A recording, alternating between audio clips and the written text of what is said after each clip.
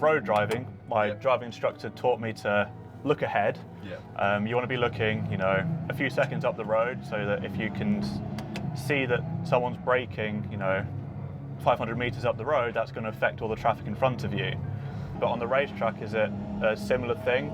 Yeah, it's same idea. Like you want to lift your vision up, as they say. It's so easy to feel safe just looking directly in front of you, within 10, 20 metres ahead, which sounds like a big distance, but 120, 130 miles an hour, you can't even register 10 metres by the time you get to those 10 metres. So the big thing is lifting your vision up, looking so much further ahead than you think. You watch the F1 guys, they're looking at the exit of the corner whilst they're coming into the corner, just because of the sheer speed that they're travelling through these corners. The human brain physically can't process everything quick enough. So yeah, you want to lift your vision up, look through the corner, as they say, look further ahead to where you actually are. Because to be honest, if you're looking 20 metres ahead, by the time you've processed what's there, it's too late. You should have responded by that point.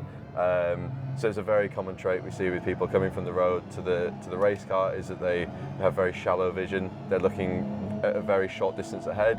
So you want to almost imagine you've got traffic lights at the very end of this straight, and you're constantly looking at what those traffic lights are going to do, whether they're going to go red, amber, or green.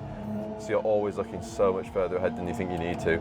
So from here, where should I be looking? So your next kind of big input is going to be your braking zone. So right now I'd be scanning my eyes over to where the curb starts on the right hand side, because I know roughly around there is where my braking zone is. Through a race weekend, you'll have an exact brake marker. But right now, there's a little bit of a crest, so it's actually quite blind. So my eyes are going to be scanning along this white line on the right hand side, waiting, and now I can see the curb, and I'm like, right, that's my braking zone. Straight away now, before I've even hit the brakes, I'm looking to the inside curb, and I'm picking my apex.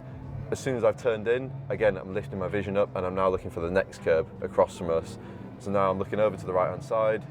Already at this point, I'm now looking through the right hand side window and looking for my kind of, almost like my markers on the exit of the corner. And then again now, I'm basically getting my eyes as far around the corner as I can until there's a wall, basically. So as far through the corner, and now you can have a bit of a rest with your vision. You can, you can check your screens, you can check your numbers, check temps and pressures, everything like that. But again, now already I'm looking at the apex, looking at my braking zone, looking at where I'm turning in, looking through the corner. I'm not even looking at the apex now. You're looking all the way to the next corner. So you can see it's a constant process of basically chasing your vision as far as it can possibly go.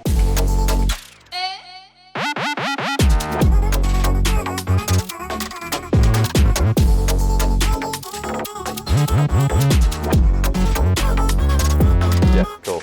I mean, like data, we use this with every session that we do, generally. There's no hiding here. All the data is there. You've got everything. You've got the delta, so the difference between lap time. And then you've got speed, throttle position, brake position, steering angle. All these things we can look at in super, super fine detail. So, I mean, if we look through your lap, these are your 2 laps of looking at kind of almost like road car vision versus race car vision. And we can see straight away in terms of your braking technique, you're braking much later on the lap where you're looking further ahead. You've got that extra confidence, you can see where you're going, you can see what's further ahead. But we look at the lap, for example, the red lines here, these are showing the lap where you're looking very shallow. And so you're almost anticipating the braking zone, but you can't see how big the braking zone is. And then you end up going straight on. And then just generally you can see as well in terms of throttle technique, your throttle technique is much smoother, and a result of that just gains you so much more time across the whole lap. It's what you'd expect basically, it's exactly what we'd expect looking at the data from a lap like that. Thank you for watching. If you want to book your own session in SimTrack, follow the link in the description below.